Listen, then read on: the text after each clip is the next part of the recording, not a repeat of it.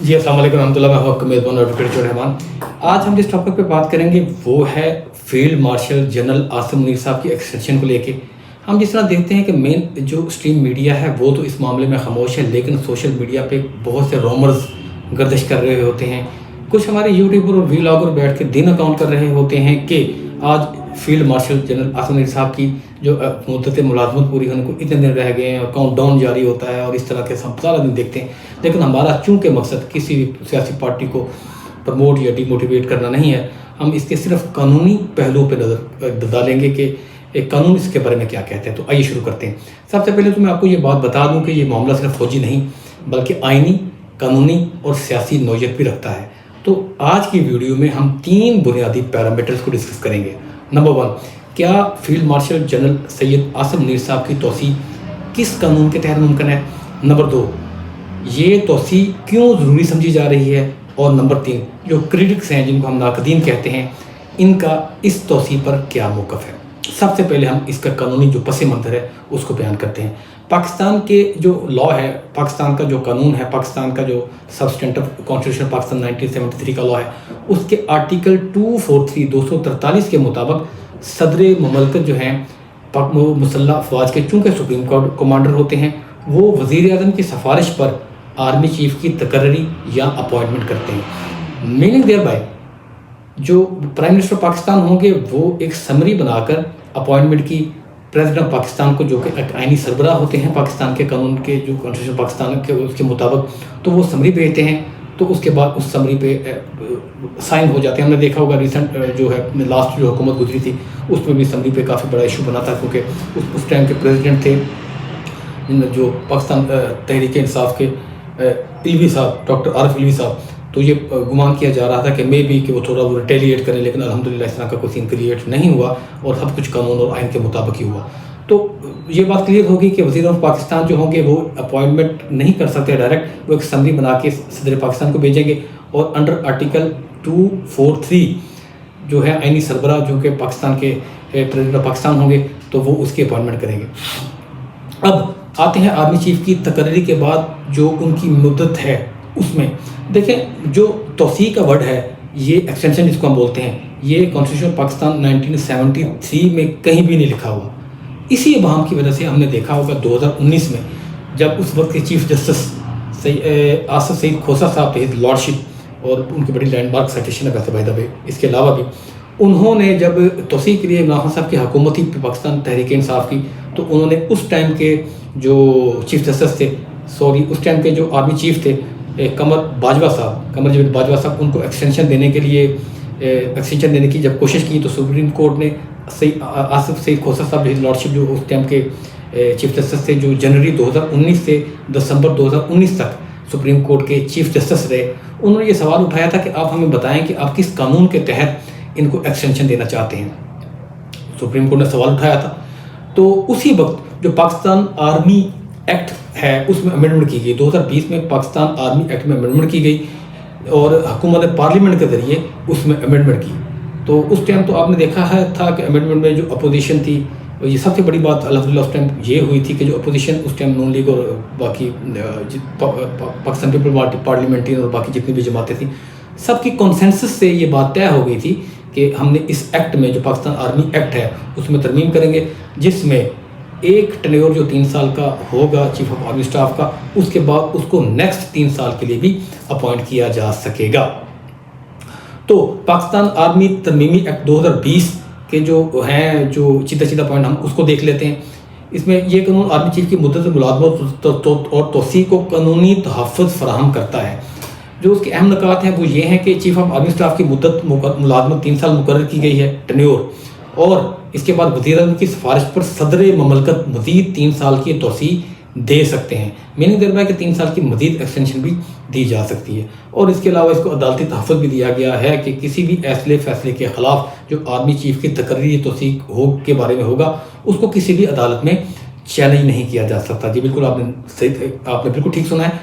जो army act है 2020 का अमेंडेड, उसमें ये लिखा गया है कि इस तरह का अगर कोई जो प्रेसिडेंट ऑफ पाकिस्तान किसी भी आर्मी चीफ को एक्सटेंशन देते हैं तो उसको किसी भी फॉर्म पे किसी भी अदालत में चैलेंज नहीं किया जा सकता। इस एतबार से देखा जाए तो अगर فیلڈ مارشل سید عاصم منیر صاحب کو توسیع دی جاتی ہے تو یہ قانونی طور پر بالکل جائز عمل ہوگا. جی ہاں، یہ بالکل جائز عمل ہوگا، چونکہ ایک پریسیڈنٹ سیٹ ہو گیا. جو آپ نے دیکھا اسد سید کھوسہ صاحب نے پارلیمنٹ سے پوچھ لیا، حجت پوری کر لی، سپریم کو جب نے پوچھا تو پارلیمنٹ نے اس کے ریبٹل میں جو آرمی ایکٹ تھا اس میں امینڈمنٹ کر دی، تو یہ لا آف لینڈ ہو گیا.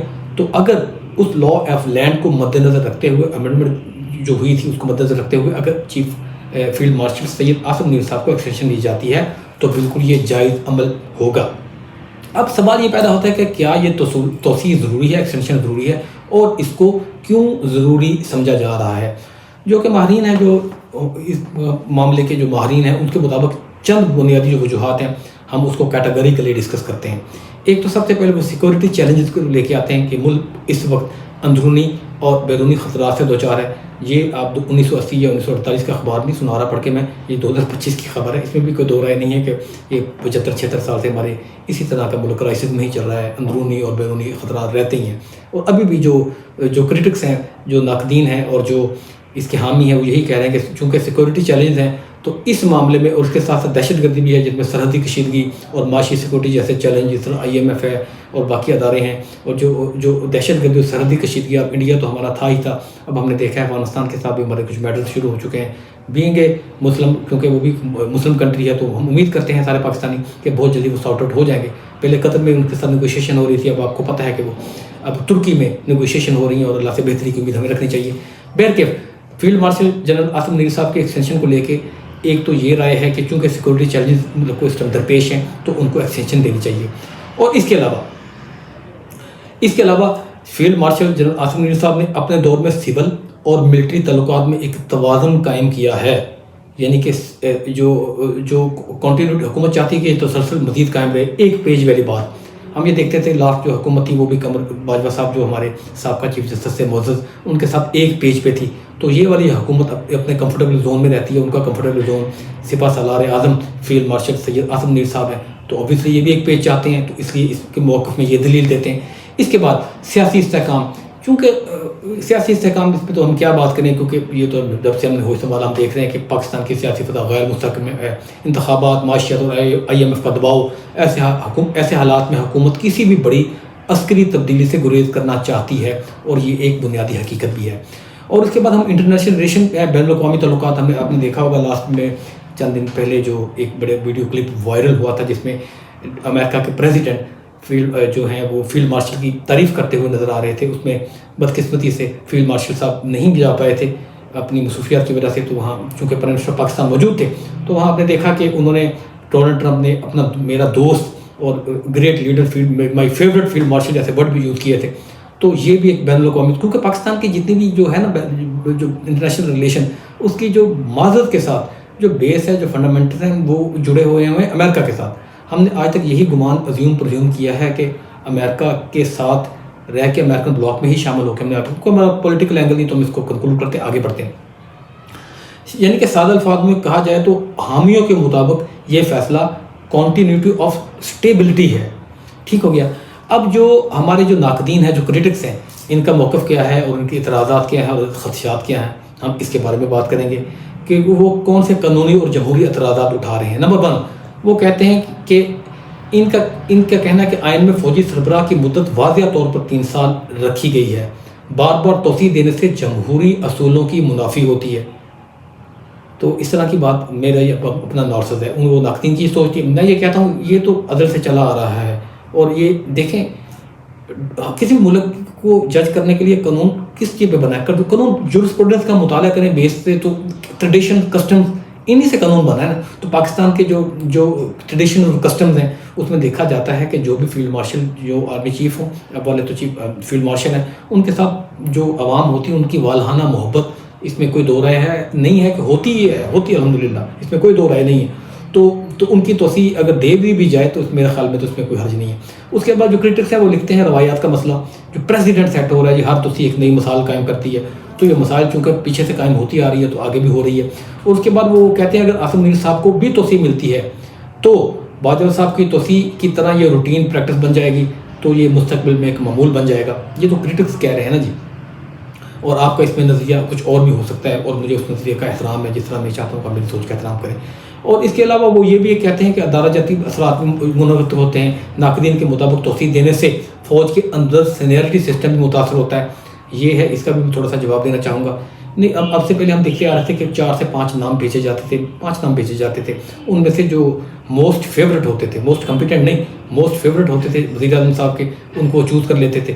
لیٹس سپوز کہ اگر فار انسٹینس وہ 5ویں نمبر والے کو چوز کرتے تھے، تو جو اوپر والے 4 ہوتے تھے وہ ان میں سے ایک چیف آف جوائنٹ اسٹاف چنا جاتا تھا۔ خیر وہ پہلے وہ چنا جاتا تھا، اس کے بعد اپنی چیف کی باری آتی ہے۔ خیر جو اگر چوتھے 5ویں کو چنا، جو پہلے 3 ہیں وہ کہاں جاتے تھے؟ اگر سینیٹری سسٹم ہوتا تو وہ تو اپنی انٹیگریٹی اور ڈگنیٹی اور فوج کا ڈیکورم کو رسپیکٹ دینے کے لیے وہ ریزائن کرتے تھے۔ تو اس طرح اگر وہ ہے، ان کے پاس وہ دلیل ہے، تو یہ بھی تو دلیل جو حق میں ہے اس کی ایکسٹینشن دینے کے، ان کے پاس بھی یہ دلیل ہے۔ اس کے بعد سر وہ کہتے ہیں سپرمیسی آف سول ملٹری توازن، کچھ لوگ سمجھتے ہیں کہ طویل مدت تک ایک ہی سربراہ رہنے سے فوج کے کردار مزید مضبوط، جبکہ سویلین ادارے کمزور ہوتے ہیں۔ تو اس طرح کی بالکل کوئی بات نہیں ہے۔ سویلین اداروں کو مضبوط ہونے سے کیا فوج نے آج تک روکا ہے؟ کیا پی آئی اے کو تباہ کرنے میں فوج کا مدخل ہے؟ کیا پاکستانی ریلوے اس فوج کی وجہ سے تباہ ہوئی ہے؟ کیا اسٹیل مل اس پاکستان فوج کی طرف سے تباہ ہوئی ہے؟ اور جتنے بھی باقی ادارے ہیں، وافٹا ہے، ایجوکیشن کا ڈپارٹمنٹ ہے، اور جتنے بھی ہمارے ادارے ہیں، کیا وہ فوج کی وجہ سے تباہ ہوئے ہیں؟ ایک ادارہ اگر اپنے پاؤں پہ کھڑا ہے تو ہم سے وہ بھی برداشت نہیں ہوتا۔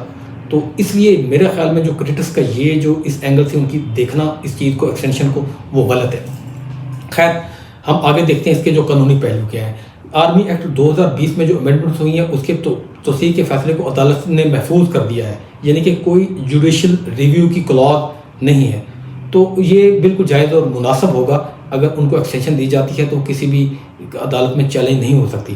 اب جو بحیثیت قانونی ماہر جو میری ذاتی رائے ہے، میں اپنا موقف ذاتی بھی دینا ضروری سمجھتا ہوں کہ قانون کے مطابق جو توسیع ہے، ایکسٹینشن ہے فیلڈ مارشل سید آصف منیر صاحب کی، وہ ممکن ہے، مگر یہ ہمیشہ ایک استثنائی ایکسیپشنل فیصلہ ہونا چاہیے۔ اس کو روٹین کبھی بھی نہیں بنانا چاہیے۔ پارلیمنٹ کا کردار بہت اہم ہے۔ اگر ایکسٹینشن توسیع کا فیصلہ جمہوری طریقے سے منظور کیا جائے، جس طرح 2020 میں باجوہ صاحب کو ایکسٹینشن دی گئی تھی 2021 میں، اور کنسنسس کے ساتھ نواز شریف صاحب کی پارٹی نے بھی پورے ووٹ دیے تھے، پہلے تو تھوڑا بہت ساری کہتے ہیں نا، اور پیپلز پارٹی پارلیمنٹیرین میں بھی پورے ووٹ دیے تھے۔ میرے خیال میں کوئی بھی ایک سنگل ووٹ بھی ایسا نہیں تھا جو اس آرمی ایکٹ کے اگینسٹ پڑا ہو۔ تو اسی طرح کیونکہ کنسنسس ڈیولپ ہو گیا تھا اور باجوہ صاحب جو توسیع ملی تو اس کو اپوزیشن کی بھی پوری حمایت حاصل تھی، تو اب وہ قانون بن چکا ہے۔ اب اس 3 سال فیلڈ مارشل صاحب کو جب پورے ہوں گے نومبر میں، تو اس کے بعد وہ 3 سال اسی پریسیڈنٹ کی بنیاد پہ وہ 3 سال ایکسٹینشن ان کو آرام سے مل سکتی ہے۔ تو اس لیے یہ کہا جا سکتا ہے کہ ان کی قانونی حیثیت بہت مضبوط ہے۔ اس کے بعد عدلیہ، اب ہم نے یہ بھی دیکھنا ہے کہ جو عدلیہ کا بیسک سٹرکچر، جو یعنی کہ جتنے بھی فیصلہ جات ہوتے ہیں جو فنڈامنٹل رائٹس کے ہوں، تو اس کے خلاف کوئی آ جائے، پلی اتنی بنیادی طور پہ بنا کے لے آئے ان کی ایکسٹینشن کے خلاف، اور وہ ایکسیپٹ بھی ہو جائے، لیکن وہ بعد نظر میں مشکل لگ رہا ہے کہ آئینی بینچ اس کو پذیرائی بخشے گا۔ تو دوستو، جنرل آصف منیر صاحب کی جو فیلڈ مارشل ہیں ہمارے، ان کی ممکنہ توسیع ایک ایسا معاملہ ہے جو بیک وقت قانونی، آئینی اور سیاسی اہمیت رکھتا ہے۔ پاکستان آرمی ایکٹ میں جو امینڈمنٹ ہوئی تھی 2020 میں، نے اس عمل کو قانونی حیثیت تو دے دی ہے، لیکن سوال یہ بھی ہے کہ کیا یہ توسیع وقتی قومی ضرورت کے نام پر ایک روایت بن چکی ہے، یعنی کہ یا صرف ایک تسلسل کنٹینیوٹی ہے؟ یہ فیصلہ وقت، پارلیمنٹ اور عوام کریں گے۔ ویسے آپ کی کیا رائے ہے کہ کیا آرمی چیف کو جو فیلڈ مارشل سید آصف منیر صاحب ہیں ان کو توسیع ملنی چاہیے؟ اپنی رائے کمنٹس میں ضرور کیجیے گا۔ آپ کا میزبان ایڈوکیٹ چوہری رحمان۔